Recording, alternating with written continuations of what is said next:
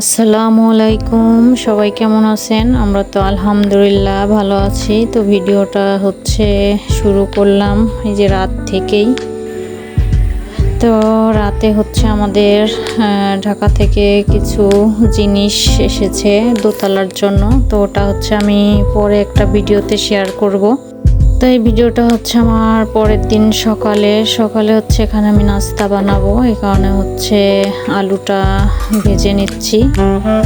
তো আলু ভাজি দিয়ে কিন্তু আমার অনেক দিন রুটি খাওয়া হয় না, এই কারণে আজকে মনে হচ্ছে একটু আলু ভাজি আর রুটি খাই। আর এখানে এই যে গমের যে আটা, লাল আটা, এটা দিয়ে রুটি খাবো। তো সবাই আমার ভিডিওটা দেখবেন, ভালো লাগলে অবশ্যই কমেন্টের মাধ্যমে জানাতে পারেন। চ্যানেলটি সাবস্ক্রাইব করে আমার পাশে থাকবেন। তো এখানে আমি আটাটা মেখে নিব ভালো করে। তো এটা গমের আটা, যেহেতু অত ভালো করে মাখা লাগে না, একটু মাখাইলেই কিন্তু হয়ে যায়। তো আমি এখন রুটিগুলো সুন্দর করে বেলে নিব।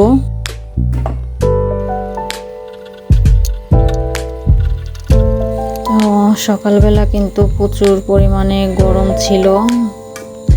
তো আমার এখানে কিন্তু আলু ভাজিটা হয়ে গিয়েছে, রুটি বেলাও শেষ। এখন আমি রুটিটা ছেঁকে নিব।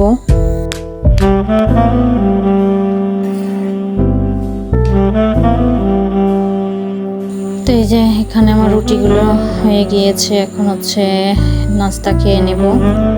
নাস্তা খাওয়ার পরে যে সকালে যে কাজ করেছি, এত পরিমাণে তেল হয়ে গিয়েছে। তো এখন আমি ভালো করে সাবান দিয়ে একটু পরিষ্কার করে নিব।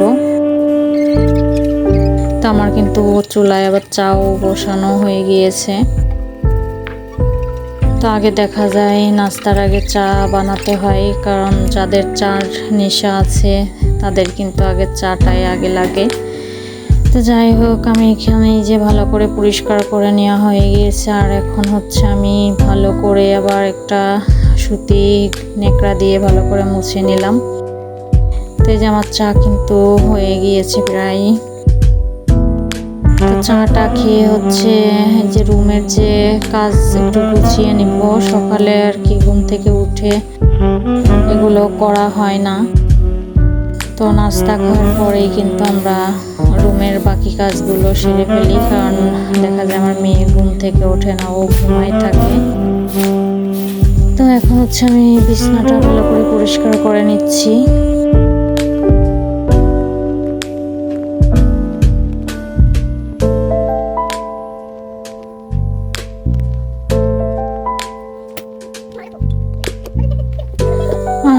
কারণ আমার এই যে ড্রেসিং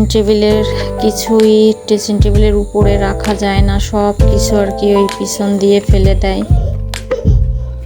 তো কি আর করব, এতবার নিষেধ করি, তারপরেও যেটা করবে আর কি ওইটাই করবে। তো এখন আমি ড্রেসিং টেবিলটা ভালো করে, এই র্যাকসিনটা উঠানো হয় না, তেমন ময়লা হয়ে গিয়েছে। তো আমি এটা একটু পরিষ্কার করে নিব। তো এই যে দেখেন, সব লোশনপাতি পিছন দিয়ে ফেলে দিয়েছে।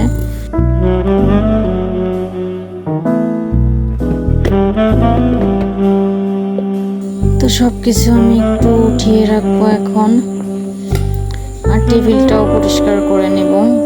টেবিলে যেহেতু আমাদের সব কিছু রাখা হয়, এটাও কিন্তু বেশ অগোছালো হয়ে আছে।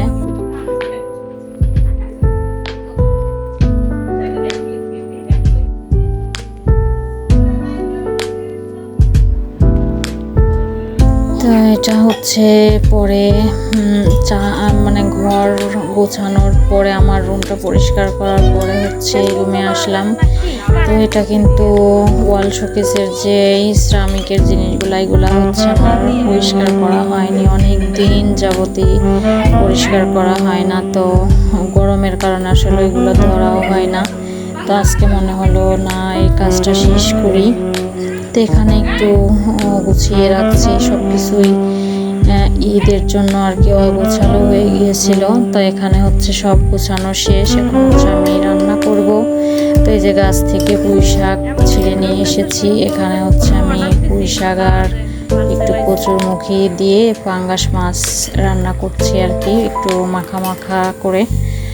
আর এদিকে হচ্ছে আমি যে একটু উস্ত আর হচ্ছে আলু দিয়ে ভেজে নিয়েছি। আর এটা হচ্ছে আমি যে নিজের হাতে ঘি বানিয়েছি। আসলে ঘি বানানো কিন্তু অনেক সহজ। যাই হোক, সহজ জিনিসও কিন্তু আমরা অনেক সময় অনেক দাম দিয়ে কিনে খাই। তো এখানে হচ্ছে দেখেন এত পরিমাণে বৃষ্টি চলে এসেছে, মানে এত পরিমাণে বৃষ্টি, অন্ধকার হয়ে গিয়েছে পুরো। তো বৃষ্টি যেহেতু নেমেই গিয়েছে, এখনও কিন্তু নামছে, তো আমার মনে হচ্ছে একটু ফ্রেঞ্চ ফ্রাই হলে ভালোই হয় যেহেতু বৃষ্টি হচ্ছে। তো আমি আবার এখানে কয়েকটা আলু কেটে নিয়ে একটু লবণ দিয়ে তারপরে মরিচের গুঁড়া দিয়ে মেখে রেখেছি। আলুটা অনেক সফট হয়ে যাবে, সিদ্ধ হতে কিন্তু বেশি টাইম লাগবে না। তো বৃষ্টি নামা শেষ। এখন হচ্ছে আমি যে ফ্রেঞ্চ ফ্রাইটা একটু আবার ভাজার আগে সামান্য একটু সাদা আটা দিয়ে মেখে রেখেছিলাম। তো আজকের মতো আমি ভিডিওটা এখানে শেষ করছি। আল্লাহ হাফেজ।